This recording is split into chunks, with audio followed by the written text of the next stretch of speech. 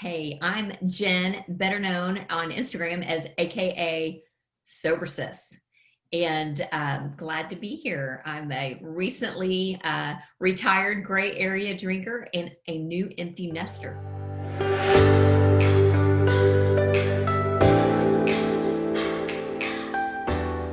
What do you think people's first impression of you is? Ooh, that's a great question. I wished I knew. Wouldn't it be fascinating to just walk around with just a little tablet and say, what are you really thinking of me right now? I think people do see that I have a joy about me. I hope they do. I hope it exudes from me that there is something that is joyful in me beyond just being happy, but being joyful. And I hope that that shows. So I hope that they would say that. I like that. Yeah. I like that. I do have a question about what you said when you introduced yourself. You said that you are the first part of your introduction. I'll have you just repeat it so that I don't butcher it. Yeah, sure. So I'm Jenn, also known as SoberSis on Instagram. And it's really short for sober-minded sisters, but SoberSis kind of stuck. It's catchy. And It's you said you were recently, you and said you were recently, what recently, I like to call is I'm like a retired gray area drinker. And that is a lot of words. So I'm glad you kind of came back to it. It's like, what does that mean? What is that? We all know what empty nester means. That means I have kids in college that have grown and flown to a degree. But this gray area drinking thing is something that's still fairly new in my life. About 3-ish years ago, I was just really stuck in the wine o'clock habit.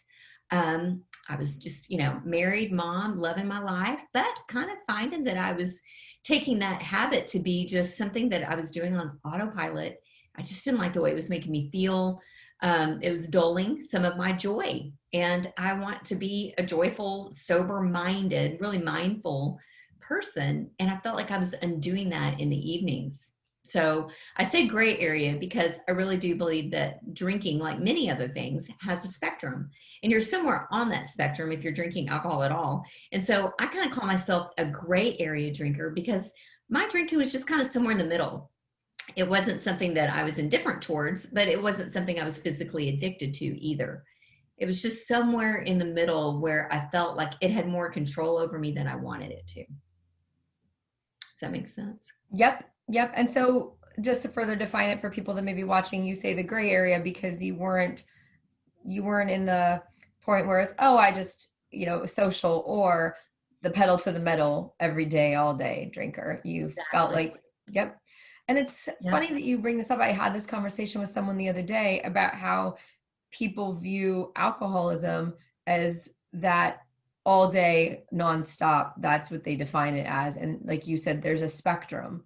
And it's when you maybe miss the cues that you would normally take that this is my stopping point. Right, right, exactly. And just over time, we just build up a bit of a tolerance to drinking more. That's just the nature of alcohol itself. It's just kind of like, well, one glass was good. So that felt good. So maybe another glass will feel even better. And so in growing that tolerance, which happens with a lot of substances, it also builds a little bit more dependency as well because you kind of crave it more. And alcohol kind of creates a thirst for itself. And so I found that oftentimes once I opened a bottle, I was doing the bottle breakdown. It's really something that I've coined. I was doing the bottle breakdown. Do you want to hear about it? Yes, I do. Okay, Leslie, here's what the bottle breakdown was for me. And again, I had to work up to this. I didn't start ever where I could drink a whole bottle of wine on my own. In fact, oh my goodness, at one point that would have been like, wow, that is definitely alcoholic behavior. What in the world?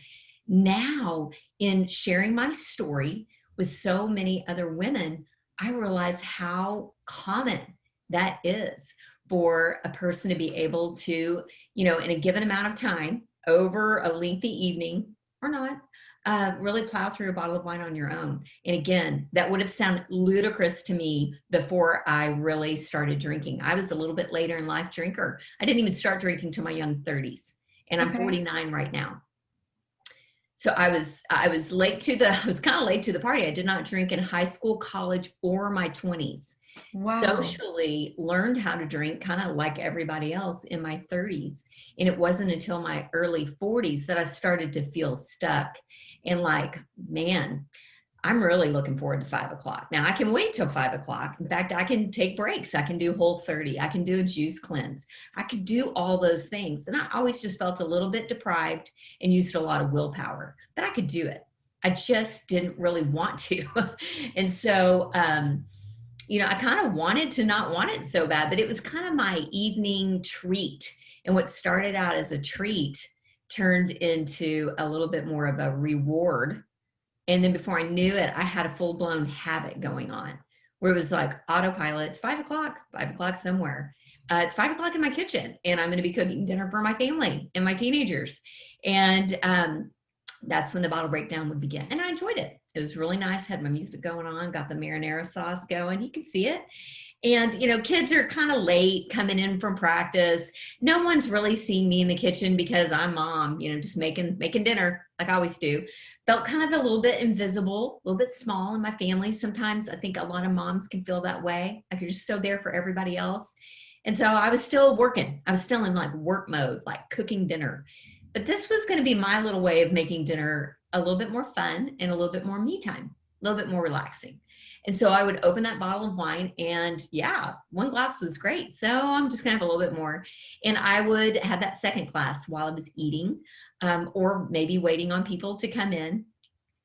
And then guess what happens? After everyone eats their dinner, the kitchen's still there, the skillet with the ground beef left over and the marinara sauce and the salad chopping, it's all still there because we just ate. Now everyone scatters, right? Everyone goes back to their room, got homework going on, maybe a little conflict. Uh-oh, that's okay, no big deal.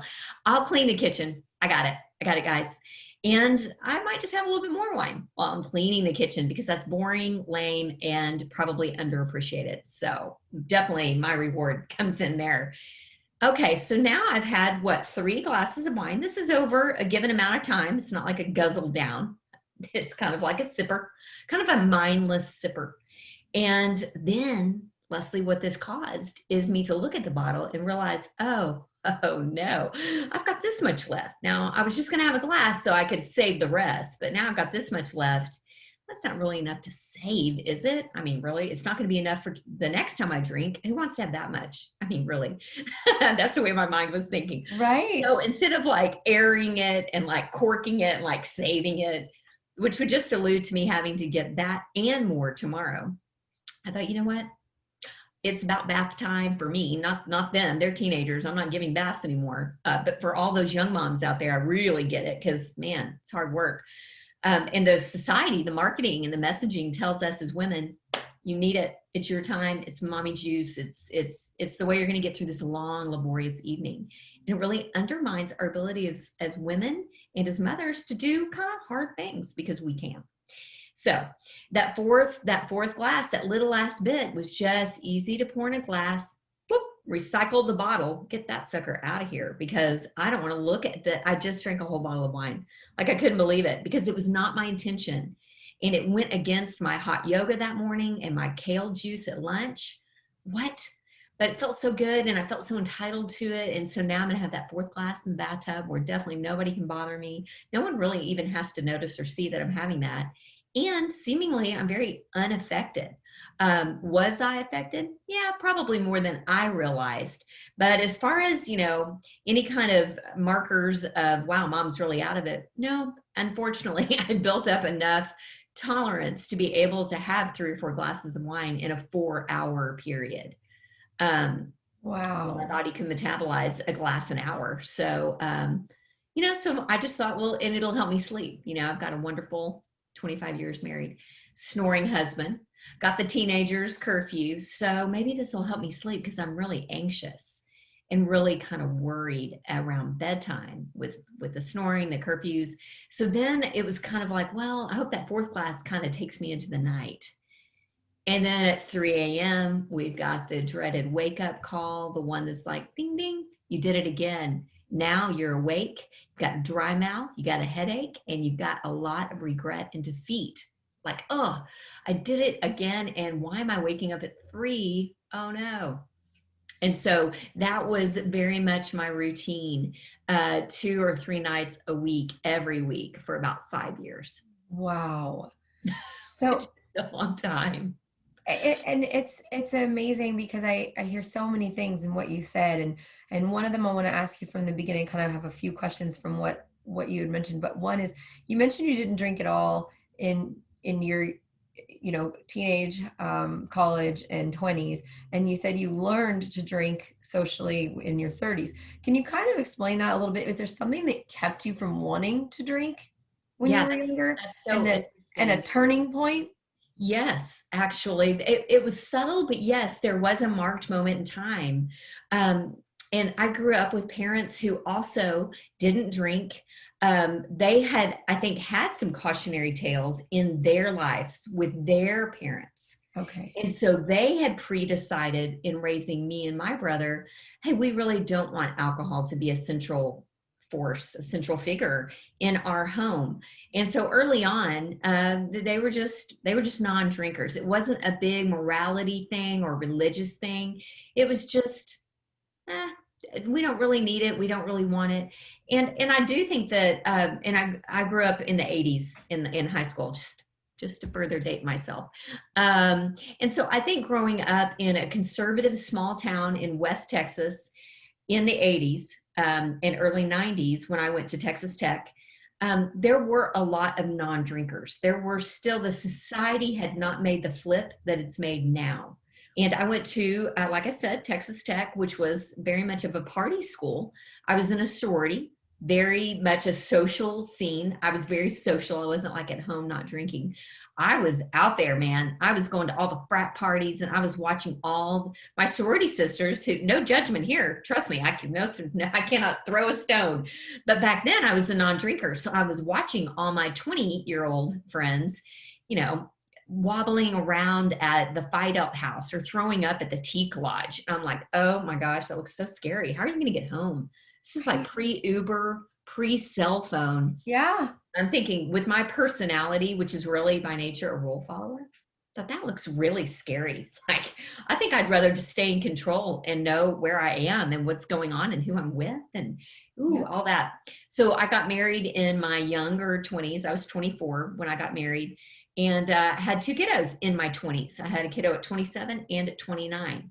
So married, cranking out kiddos, just kind of starting my family. And so drinking, it just wasn't in there yet. It wasn't something my husband and I met doing or did together.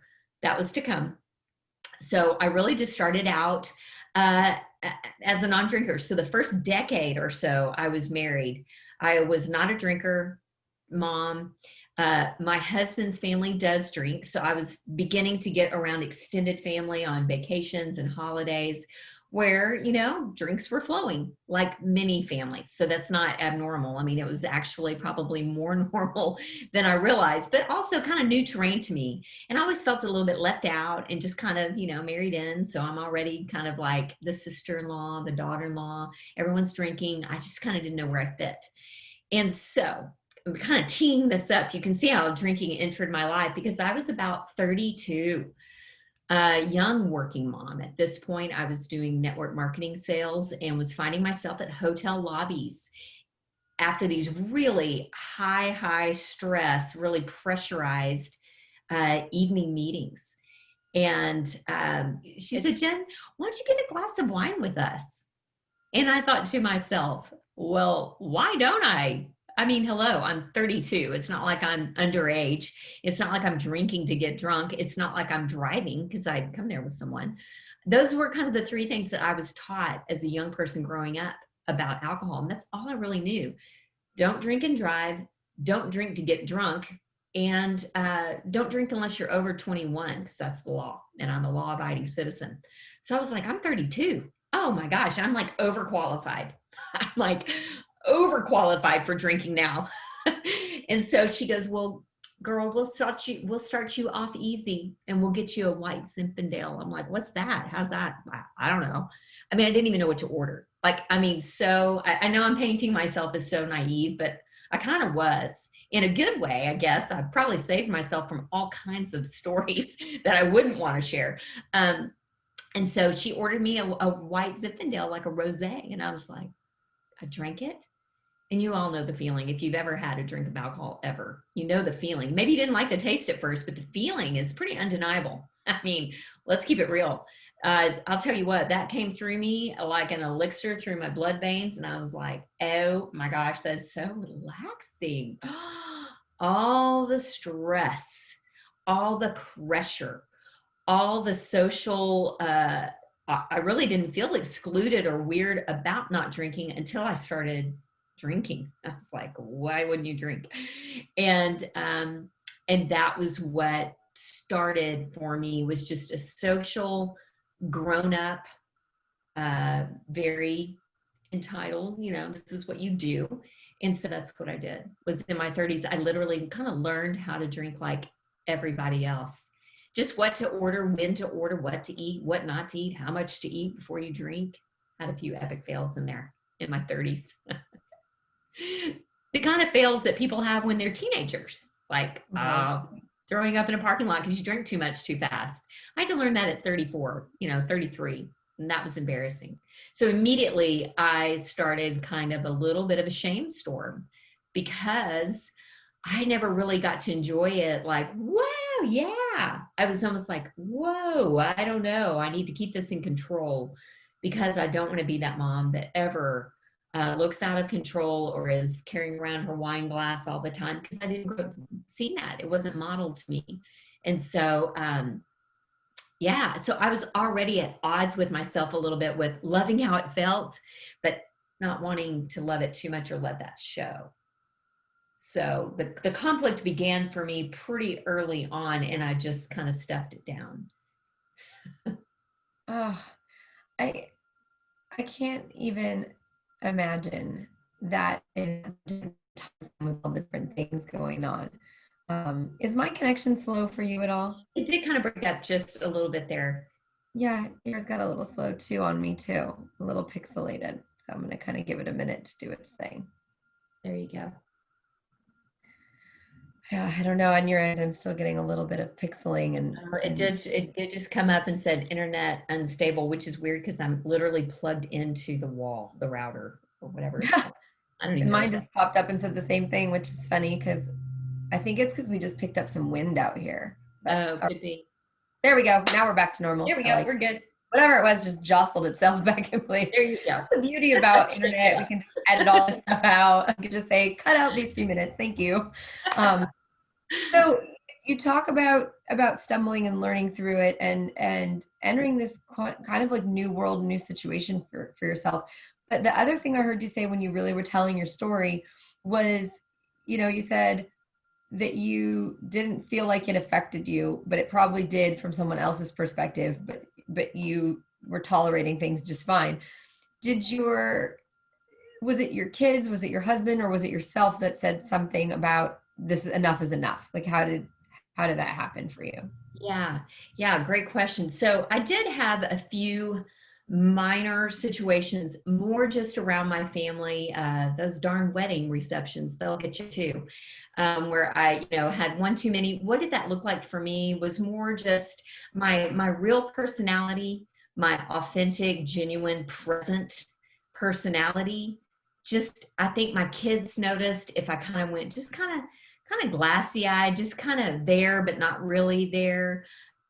Fortunately, I didn't have any big rock bottom as far as, any big public spectacle or DUI or anything like that. Although, who's to say that could happen to anyone? So it was really more of me just deciding. I'm so glad to hear that you were able to not have to have one of those catastrophic or catalyst type events that catapults you into a recovery situation or the wake up call. Right. I'm glad that you were able to kind of get to a point on your own and say, no, I need to do this for me. This is becoming unhealthy. This is not who I am. What is something that would surprise people to know about you?